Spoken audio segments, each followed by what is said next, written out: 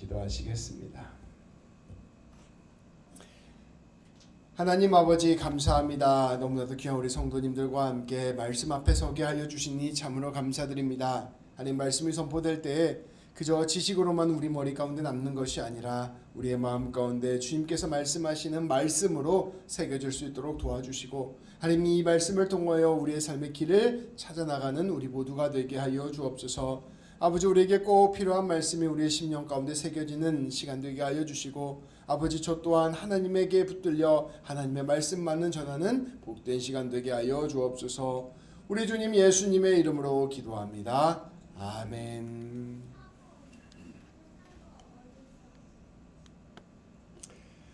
느헤미야는 하나님의 사람이었습니다.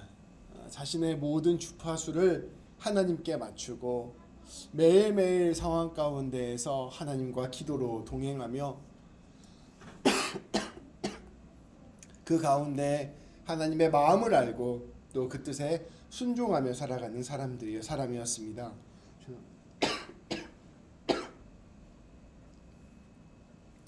느헤미야는 이처럼 하나님을 아는 사람, 하나님과 함께하는 사람이었기 때문에 이 하나님께서 원하시는 일들을 잘 감당할 수가 있었습니다.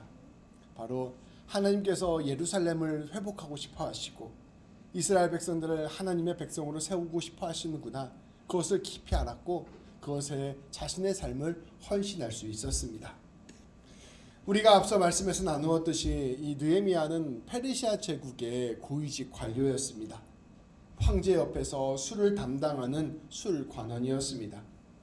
하나님께서는 그의 직업까지도 하나님의 일에 사용하셨습니다. 이 느헤미야가 날마다 하나님과 동행하니 느헤미야의 모든 것들이 하나님의 도구가 된 것입니다. 느헤미야는 황제의 도움을 받아서 예루살렘에 돌아올 수 있었고 성벽을 복원할 수 있었습니다. 그리고 그 모든 일 가운데에 하나님께서 역사하시고 함께하심을 순간순간 경험할 수 있었습니다. 그런데 우리가 앞서 말씀에서 나누었듯이 이 예루살렘 성읍을 복원하는 일은 결코 만만한 일이 아니었습니다. 내부적으로도 또 외부적으로도 어려운 일들이 많이 있었기 때문입니다. 이스라엘 백성들이 예루살렘에 돌아온 지 70여 년이나 지났습니다. 근데 그럼에도 불구하고 성을 아직 수리하지 못했다는 것은 그만한 이유가 있었다는 것을 우리에게 보여주고 있습니다. 먼저 외부적으로 보면 주변 이방 사람들의 방해가 너무 심했습니다.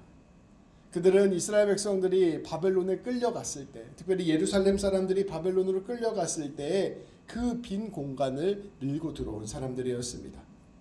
이 사람들은 이스라엘 백성들이 돌아온 것만으로도 마음이 꺼림직한데 이들이 예루살렘 성을 다시 복원하게 된다면 정말로 큰 힘을 갖게 될 것이라 생각했습니다.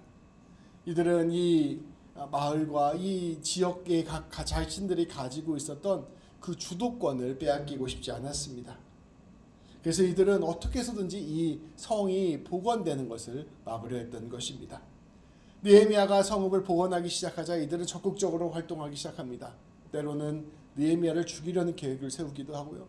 때로는 주변 모든 민족들이 힘을 합쳐서 예루살렘을 포위하고 공격하려는 계획을 세우기도 했습니다. 그러한 어려움들이 있었기 때문에 이스라엘 백성들은 이 성을 수리하면서 동시에 경계도 서야 되는 어려움을 겪어야만 했습니다.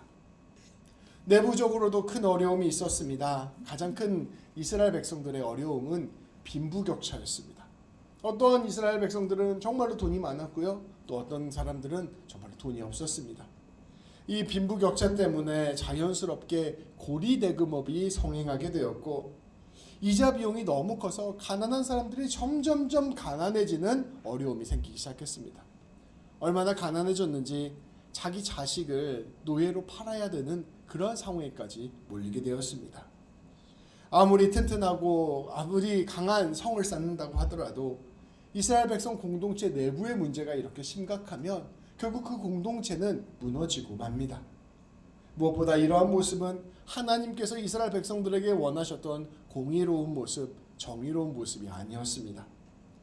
느헤미야는 이것을 해결하고자 했습니다. 그래서 가장 먼저 자기의 기득권을 내려놓았고 또 지도층들을 설득해서 이 문제들을 해결해냈습니다. 느헤미야는 이처럼 여러 가지 방법을 통해서 겉으로는 외부의 민족들의 공격을 막아내고 내부로는 공동체를 하나님의 공동체의 모습으로 빚어나가서 이스라엘 백성들이 온전히 하나님 앞에서 든든히 설 수 있도록 애쓰고 수고하였습니다. 이렇게 모든 일들을 느헤미야가 잘 해낼 수 있었던 데에는 비결이 있었습니다. 느헤미야가 사역을 처음 시작했을 때 그랬던 것처럼 이 모든 과정 가운데 느헤미야는 기도했던 사람이었습니다. 기도로 하나님의 뜻을 알았고 기도로 하나님께 의지했으며 기도로 마음을 세우고 기도로 결단하여 실천했습니다. 그래서 이 모든 과정을 통하여 하나님의 살아계심과 역사하심을 경험했으며 결국 하나님의 일들을 이루어낸 것입니다. 그 결과 오늘 말씀에 보면 이 느헤미야가 이스라엘 백성들과 더불어 마침내 성 쌓는 일을 마치게 되었다 이야기하고 있습니다. 이 성들이 곳곳이 무너지고 황폐해졌잖아요. 근데 그곳을 다 성들을 쌓아가지고 더 이상 이제 허물어진 곳이 없이 이 성이 하나로 동그랗게 이렇게 연결되는 일을 완성하게 되었습니다. 모든 성벽이 단단하게 이어졌습니다. 아직 비록 성문과 문짝들은 달지 못했지만 큰 공사가 어느 정도 마무리가 된 것입니다. 그런데 이 소식을 이제 느헤미야의 적대자들이 듣기 시작했습니다. 듣게 되었습니다. 앞서 말씀드렸던 이 이스라엘에 먼저 정착하고 살았던 사람들, 그들의 지도자들이었던 산발랏, 도비야, 게셈, 그 밖에 느헤미야의 적대자들, 이스라엘의 적대자들이 이 성 소식을 듣게 되었습니다. 이제 이들이 느헤미야가 성문만 달면 모든 것이 끝장난다 하는 마음을 갖게 되었습니다. 이제는 돌이킬 수 없으니 이제는 느헤미야를 꼭 막아야 되겠다, 이 적대자들이 생각하게 된 것입니다. 이 사람들은 이제 수단과 방법을 가리지 않고 느헤미야를 어떻게 해서든지 죽여야겠다고 결심합니다. 이 느헤미야를 죽여야 이 일이 중단이 될 수 있으니까 이제 느헤미야를 죽이는 일에 최선을 다한 것입니다. 느헤미야가 성을 다 완성했는데 이제 진짜 가장 큰 위기가 닥쳐오게 된 것입니다. 모든 것이 이루어졌다고 생각되는 그때가 가장 큰 위기가 될 수 있음을 오늘 말씀은 보여줍니다.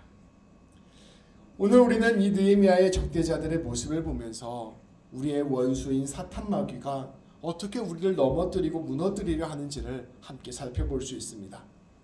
이 악한 원수들은 우리가 하나님의 나라 백성으로서 온전히 서고 하나님의 나라를 이루어가는 것을 그냥 두고 보지 않기 때문입니다. 우리가 하나님 없이 그냥 우리 마음대로 살아가면 우리 적대자들도 아무런 일도 하지 않습니다. 70년 동안 성벽이 무너진 채로 살았을 때 이스라엘 백성들을 죽이려고 하거나 압제하려고 하거나 그렇게 하지 않았어요. 근데 성벽을 쌓고 이제 하나님의 백성으로 서려고 하니까 그때부터 본격적인 방해가 시작되었습니다. 마찬가지로 우리 원수 마귀도 우리가 하나님의 뜻대로 살고자 할 때, 하나님의 백성으로 굳게 서고자 할 때 그때부터 우리를 공격하기 시작한다는 것입니다. 그리고 우리가 이 하나님의 백성으로서 온전히 섰다라고 생각되는 그 지점이 되면 이제 총 공격을 시작한다는 것입니다. 그것을 오늘 우리에게 보여주고 있는 것이죠. 죄악이, 원수 마귀들이 어떻게 우리를 유혹하고 흔드는지, 우리가 어떻게 무너질 수 있는지를 보여주는 좋은 규범이 되는 말씀이 오늘 말씀입니다. 오늘 말씀을 통해 우리는 원수 마귀의 계략을 간파해야 할 것입니다. 그리고 죄악을 간파해야 할 것입니다. 그리고 느헤미야처럼 승리하게 되는 우리 성도님들 되시기를 축복합니다. 먼저 2절부터 4절까지 말씀을 보겠습니다. 다 세 번역으로 가져왔는데요. 우리 한 절씩 교독해서 읽도록 하겠습니다. 제가 먼저 읽겠습니다. 산발랏과 게셈이 나에게 전가를 보내왔다. 오노 들판의 한 마을로 오시오. 거기서 좀 만납시다. 나는 그 말 속에 그들이 나를 해치려는 흉계가 있는 줄 알았으므로 그들에게 이 사람을 보내어 다음과 같이 대답하였다. 나는 지금 큰 공사를 하고 있으므로 내려갈 수 없소. 어찌 이 일을 중단하고 여기를 떠나서 당신들에게로 내려가란 말이오. 그런데도 그들은 똑같은 것을 4번씩이나 요구해오고 그때마다 나도 똑같은 말로 대답하였다. 아멘. 먼저 이 느헤미야를 죽이고 결심한 뒤에 느헤미야를 죽이는데 앞장선 사람이 있었습니다. 가장 앞장선 사람이 산발랏이라는 사람이었어요. 이 산발랏과 또 그의 동역자였던 게심이 느헤미야를 죽이기로 합니다. 이들이 느헤미야를 죽이기 위해서 생각한 방법은 간단했습니다. 협상을 하는 것을 가장해서 평지에서 만나는 것입니다. 그리고 그 만나는 즉시 느헤미야를 죽이는 것입니다. 이런 생각을 하는 것이죠. 설마 협상하러 만나자고 해놓고서는, 대화하자고 만나자고 해놓고서는 나를 죽이겠어 이렇게 방심할 수 있잖아요. 근데 그 자리에서 죽여버리는 허허실실 정책을 쓰게 된 것입니다. 그 방심한 틈을 노리는 수법이었습니다. 이것은 수단과 방법을 가리지 않는 사람들 눈치를 보지 않는 사람들, 보통 사람들이 가지고 있는 생각을 갖지 않는 사람들이 쉽게 선택할 수 있는 방법입니다. 그런데 느헤미야 역시 만만한 사람이 아니었습니다. 이 사람 역시 페르시아 궁궐에서, 당대 최고의 제국의 수도였던 이 궁궐에서 황제의 최측근으로 살아왔던 사람이었습니다. 이 정치에 아주 수가 높았던 사람인 게 분명합니다. 이 사람이 이 정도 계략을 간파하는 것은 어려운 일이 아니었습니다. 평지 한가운데로 나오라고? 거기에서 나를 둘러싸고 공격하면 내가 어떻게 도망갈 수 있냔 말이냐, 이거 나 죽이려고 하는 거 아니냐, 이렇게 파악했던 것입니다. 평지 한가운데서 너무나 쉽게 공격에 노출된다는 것을 파악하고 있었습니다. 위험을 무모하게 무릅쓰는 것만큼 어리석은 일이 없습니다. 이것이 내가 뻗어야 될 자리인지 멈춰야 될 자리인지 모르고, 이게 위험한 자리인데도 내가 그 정도 위험은 이겨낼 수 있어 라고 뛰어드는 것만큼 어리석은 사람이 없습니다. 내가 여기로 가면 죄를 지을 게 뻔해 라고 생각이 드는데, 아니야, 난 그 자리에 가서도 내 힘과 내 능력과 내 의지로 죄를 이겨낼 수 있어 라고 생각하면서 그곳에 들어가는 사람만큼 바보 같은 사람이 없습니다. 옛날에 그 카지노라는 드라마가 있었는데요, 거기에 그 호구라고 불리는 한 사장님이 나옵니다. 근데 최민식이 이 카지노 사장이에요. 근데 이 사람을 도박에 빠뜨리기 위해서 온갖 감언이설과 이 사람을 위해주는 척을 하면서 이 도박장으로 이끌고 갑니다. 근데 거기 가서 도박장 갈 때 그 호구가 이런 얘기를 해요. 나 가서 조금만 하다 올 거야. 조금만 하다 뭐 본전만 찾고 올 거야. 그렇게 해서 가는데 점점 빠져들어서 어떻게 되면 수백억을 잃고 패가 망신하는, 나중에 그 최민식에게도 버림당하는 내용이 나옵니다. 내가 도박을 이겨낼 수 있어, 내가 유혹을 이겨낼 수 있어 라고 하면서 날마다 도박장에 가는 사람만큼 어리석은 사람이 없다는 것이죠. 이와 마찬가지로 이 느헤미야는 이 죽을 자리인가 뻔한 것을 알면서도 내가 거기에서 힘있게 이겨낼 수 있어 라고 생각하면서 들어가게 됐다면 아마 그 자리에서 죽고 말았을 것입니다. 상대를 얕잡아보고 죄악을 얕잡아보고 만용을 부리는 것은 늘 치명적인 위험이 됩니다. 느헤미야는 이것을 아주 잘 분별하는 사람이었습니다. 이들의 흉계에 넘어가지 않았습니다. 느헤미야는 자신이 지금 큰 공사를 하고 있다, 무엇보다 중요한 일들을 하고 있다, 그래서 내가 그 자리에는 갈 수 없다라고 통보하였습니다. 그런데 산발락과 게셈은 어떠한 모습을 보여주었을까요? 못 온다고? 그러면 안 와도 돼, 이렇게 하지 않았어요. 끊임없이 집요하게 한 번만 와줘 라고 엎드리면서 설득했습니다. 한 번만 와줘. 야, 지금 내가 몇 번을 사정하니? 내가 설마 너 죽이겠니? 한 번만 와줘 하면서 편지를 4번이나 보냈습니다. 이 사람들이 왜 이렇게 4번이나 편지를 보냈을까요? 단 한 번의 방심, 단 한 번의 미안한 마음을 노린 것입니다. 느헤미야가 계속 거절하면 미안한 마음이 들잖아요. 그래서 내가 한번 가줄까? 해서 갔다가는 죽게 되는 겁니다. 그러니까 그 마음을 이 사람들이 노리고 집요하게 설득하고 내 자리로 한번 와달라 유혹을 했던 것입니다. 미안한 마음에 한 번은 괜찮겠지라고 수락하게 되면, 내가 지금까지 잘 살아왔는데 이 죄의 자리에 한 번 정도 가는 거 괜찮겠지. 내가 지금까지 이렇게 하나님 뜻대로 이루어왔는데 내가 이것 한번 발담그는 거 괜찮겠지? 라고 생각하는 그 순간에 수렁에 빠지게 된다는 것을 느헤미야가 보여주고 있는 것이죠. 미안한 마음에 한번 수락하면 그 틈을 이용해서 느헤미야를 죽이려 했던 것입니다.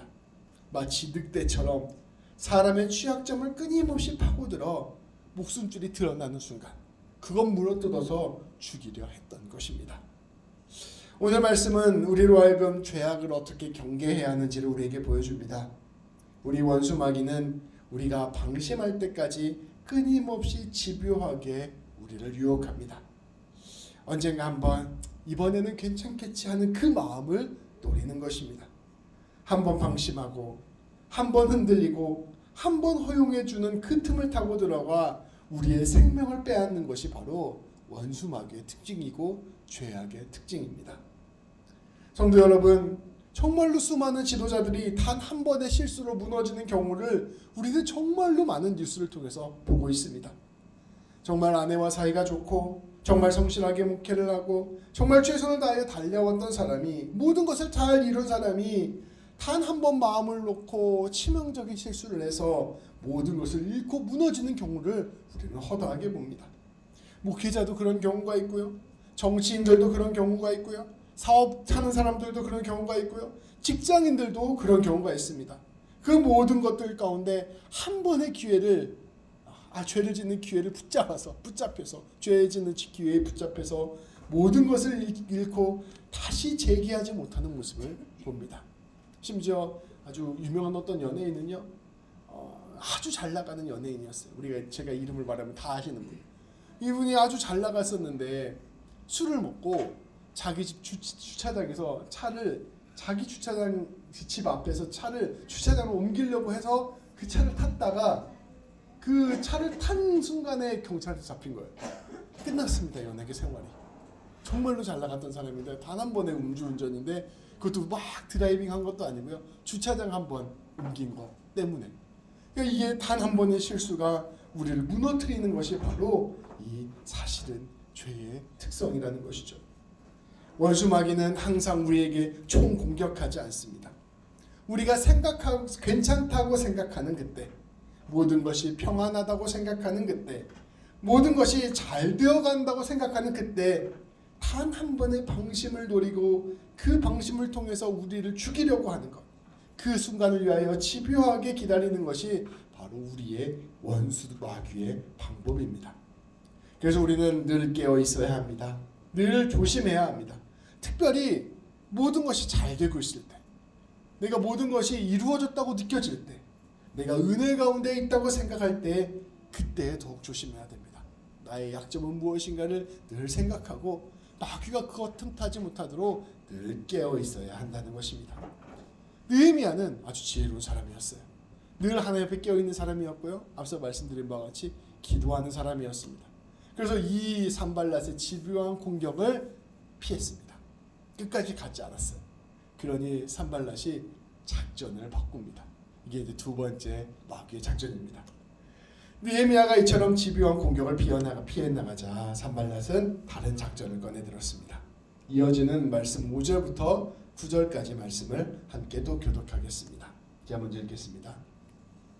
다섯 번째도 산발랏이 심부름꾼을 시켜서 같은 내용을 보내왔다.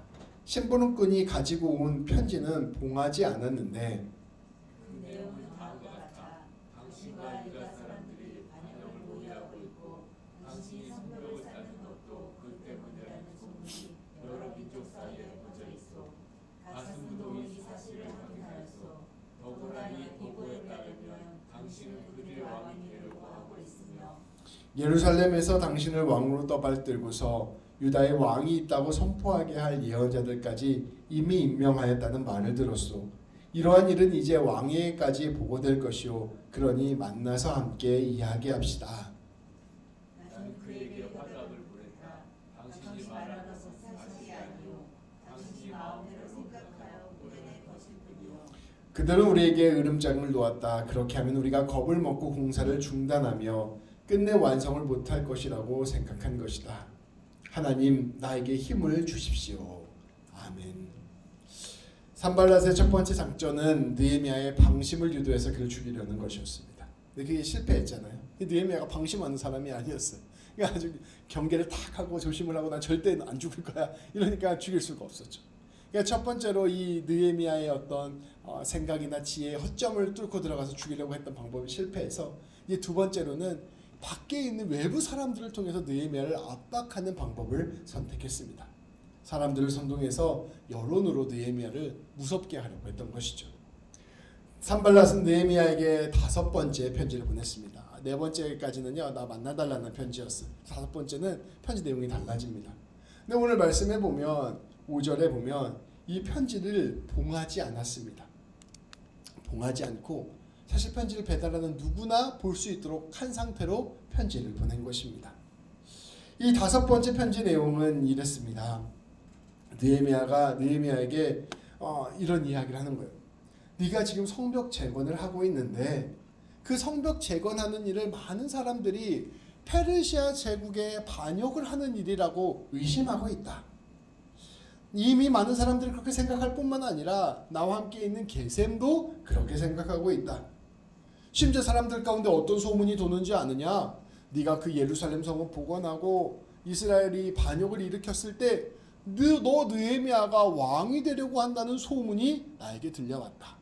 그래서 네가 왕이 되기 위해서 차근차근 준비하는데 이 예언자들을 통하여 네가 새로운 왕이라는 것을 선포하게 하려고 하는 그런 일들까지 모의하고 있다는 소문을 들었다. 내가 이런 이야기를 들었으니 어떻게 가만히 있을 수 있겠냐. 내가 왕에게 이거를 보고할 예정이다. 그러니까 내가 보고하기 전에 나랑 만나서 얘기 좀 한번 해보자. 이렇게 편지를 보낸 거예요. 이 편지는 단지 느헤미야에게 보내는 것이 아니었습니다. 이 편지는 그 편지가 배달되는 내내 지나가는 사람이 산발랏이 느헤미야에게 편지를 보냈어? 무슨 내용이야? 봉투가 안 봉해져 있네? 우리 한번 읽어볼까? 하면서 이제 지나가는 사람마다 다 읽을 수 있는 상황으로 편지가 전달된 것입니다. 편지가 전달되는 내내 많은 사람들에게 그 편지의 내용이 퍼졌습니다. 그래서 이 편지는 소문을 전하는 편지가 아니라 소문을 퍼뜨리는 내용이었습니다.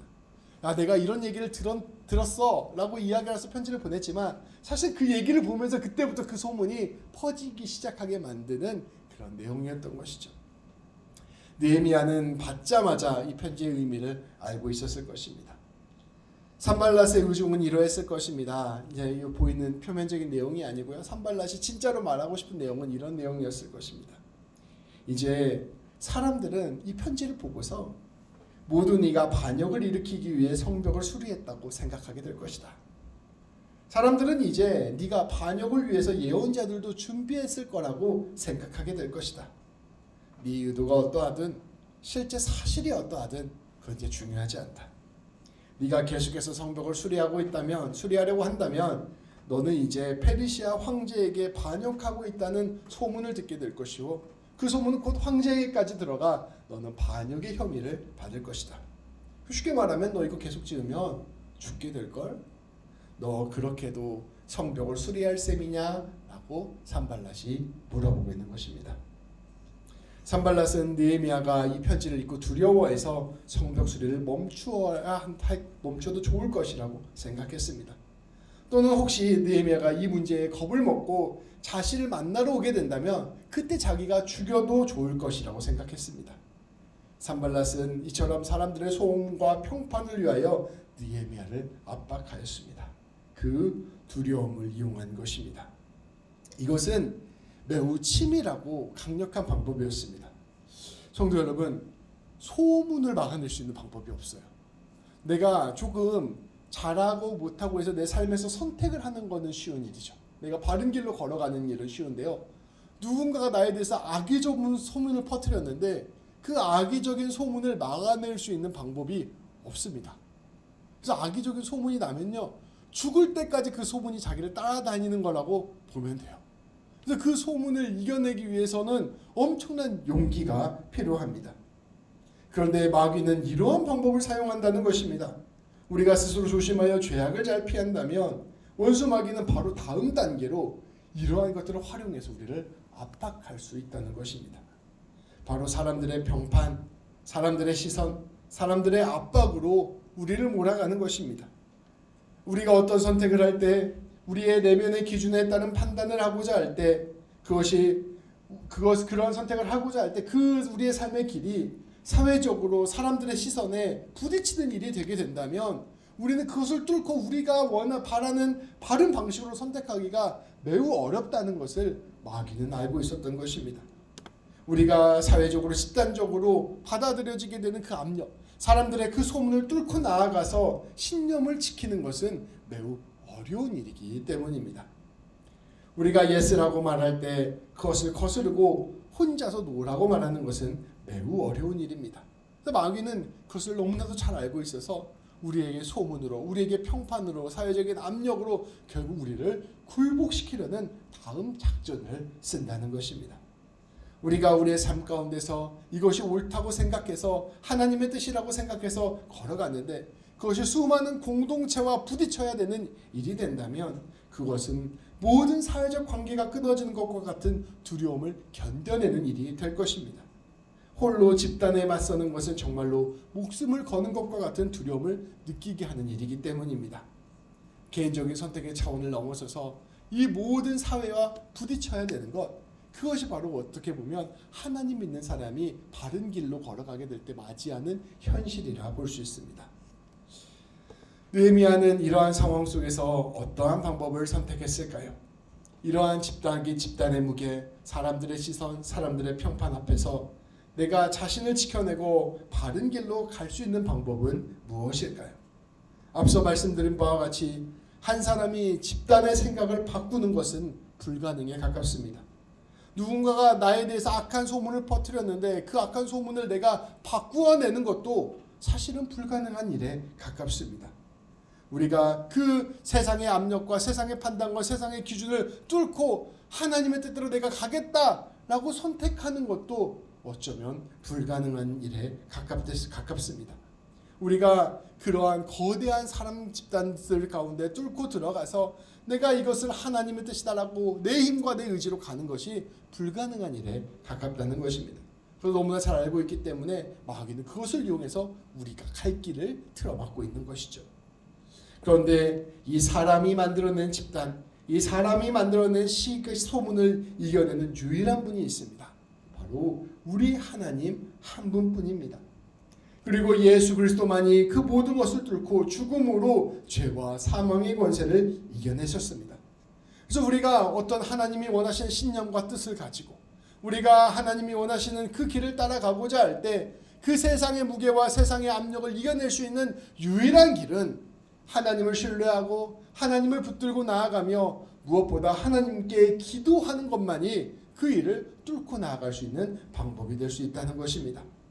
하나님을 바라보고 하나님을 의지하고 하나님과 함께 걸어갈 때 우리는 사람들의 시선을 이겨낼 수 있습니다. 집단의 압력을 이겨낼 수 있습니다. 소문을 이겨내고 승리할 수 있습니다. 느헤미야도 그것을 너무나도 잘 알았기 때문에 그 자리에서 기도를 했던 것입니다. 9절 말씀해 보면 느헤미야는 이렇게 선포합니다. 하나님 나에게 힘을 주십시오. 느헤미야는 그 자리에서 하나님의 뜻이 무엇인지를 다시 한번 확인하고 자신이 하나님의 편에 서 있음을 확인하였습니다.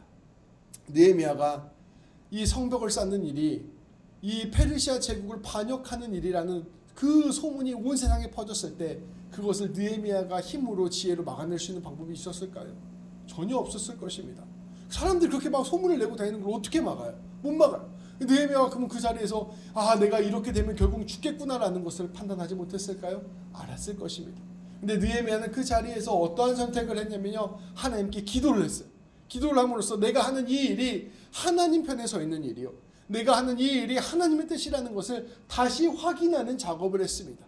그러니 세상이 나를 뒤집어 씌우려고 하더라도, 세상이 나를 죽이려고 하더라도 결국 내가 하는 일이 하나님이 원하시는 길이니 내가 하는 길이 옳다라는 믿음을 다시 한번 새기게 되었고, 기도함으로 용기를 내어 그 길을 뚜벅뚜벅 걸어갈 수 있는 삶을 살게 된 것입니다. 하나님이 옳다고 하시면 수십만 사람이 아니라고 해도 옳다는 것을 알았기에 느헤미야는 그 기도의 자리에서 하나님의 뜻을 다시금 되새겼고 그 하나님의 길을 따라갔던 것입니다. 우리 또한 기도함으로 우리의 삶에서 바른 길을 선택하며 나아가야 할 것입니다. 우리가 때때로 하나님 뜻대로 살아가고자 할 때 온 세상 사람들이 너는 왜 그렇게 사냐라고 물어볼 때가 있어요. 온 세상 사람들이 너는 참 바보 같다라고 말할 때가 있습니다. 온 세상 사람들이 이 길로 가봐야 너만 손해야 라고 이야기할 때도 있어요. 우리가 하나님의 뜻이라고 생각해서 한 걸음 내딛었는데 온 세상 사람들이 나를 조롱할 때가 있습니다. 그때 사람들의 시선, 사람들의 평가, 사람들의 이 이야기들을 내 논리와 내 판단과 내 지혜로 이겨내는 것은 애초부터 불가능한 일입니다. 우리가 그 상황 가운데서 나는 이것이 하나님의 뜻인 걸 알고 하나님의 뜻이기 때문에 걸어가야겠다라고 결정하고 걸어갈 수 있는 유일한 길은 하나님 안에 있는 것밖에 없습니다. 하나님과 기도하면서 하나님과 교제하면서 그럼에도 불구하고 나는 사랑할 거야. 나는 그럼에도 불구하고 용서할 거야. 나는 그럼에도 불구하고 주님 뜻대로 내 것 나누며 살아갈 거야. 결단할 수 있는 것, 그것이 바로 기도하는 사람만이 가질 수 있는 믿음의 능력이라는 것이죠. 느헤미야는 그 놀라운 삶을 기도로 이루어냈던 것입니다. 느헤미야가 이처럼 사람들의 압력을 기도로 감당해내자 산발랏은 마지막 방법을 생각해냈습니다. 10절부터 12절 말씀입니다. 아주 그냥 산발랏이 나쁜 짓 하는데 천재예요. 10절부터 12절까지 말씀을 한 절씩 계속 읽도록 하겠습니다. 하루는 스마야를 만나려고 그의 집으로 찾아갔다. 그는 들라야의 아들이며 무헤벨의 손자인데 문밖 출입을 하지 않고 있었다. 그가 나에게 말하였다. 하나님의 성전으로 갑시다. 성소 안으로 들어가서 성소 출입문들을 닫읍시다. 자객들이 그들을 죽이러 올 것입니다. 그들이 밤에 와서 반드시 그들을 죽일 것입니다. 나는 대답하였다. 나 같은 사람들로 두 번이나 다니란 말입니까?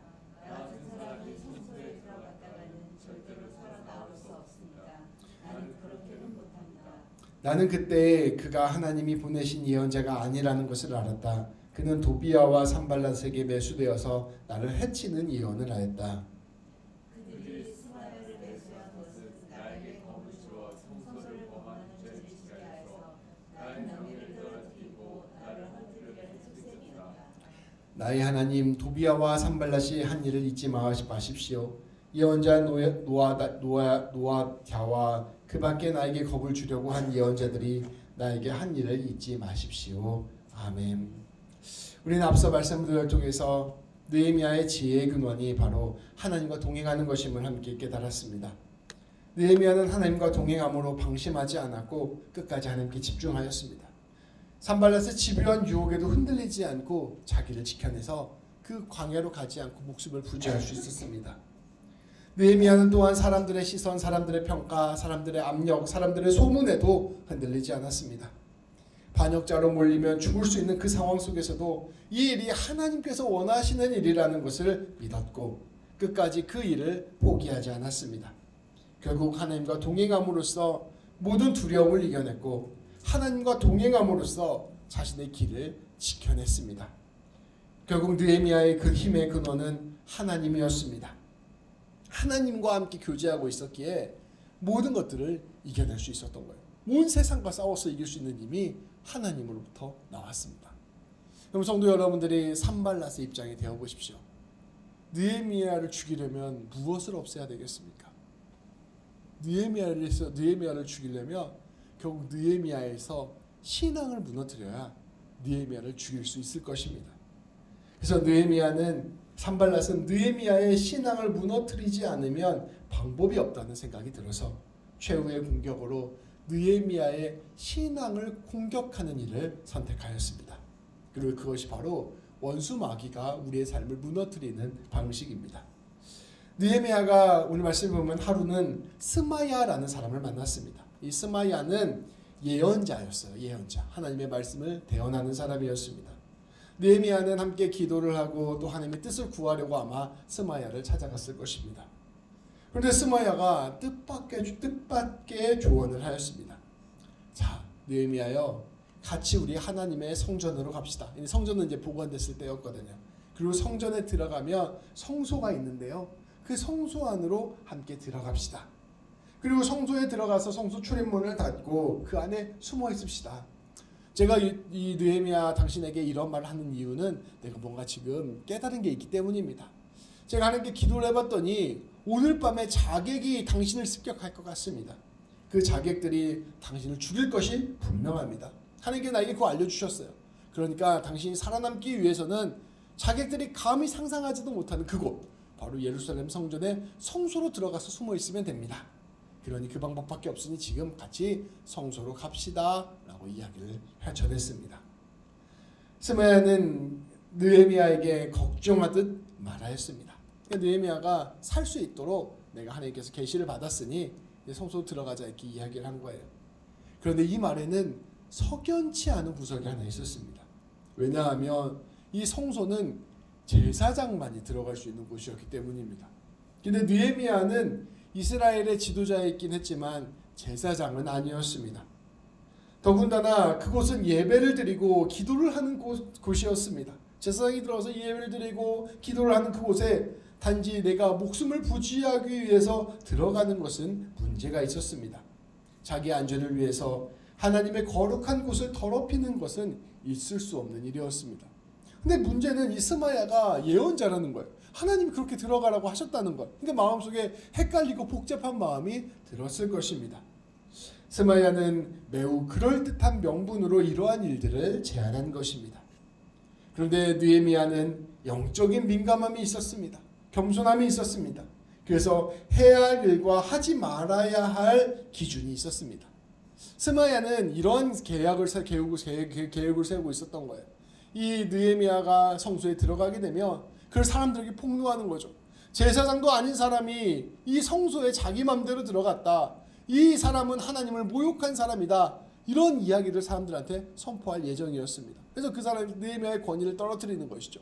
무엇보다 느헤미야의 마음속에 죄책감을 갖게 하려는 것이었습니다. 아, 내가 하나님의 자리를 범하였구나. 내가 하나님의 일을 하겠다고 결심해놓고선 결국 하나님이 원하시지 않는 일을 하게 했구나 라고 해서 이 느헤미야로 하여금 스스로 이 마음이 무너지게 하려는 것이었습니다. 조금 더 깊이 들어가 보면 이 성소에 들어간 다음에 느헤미야가 이런 마음을 가질 수 있잖아요.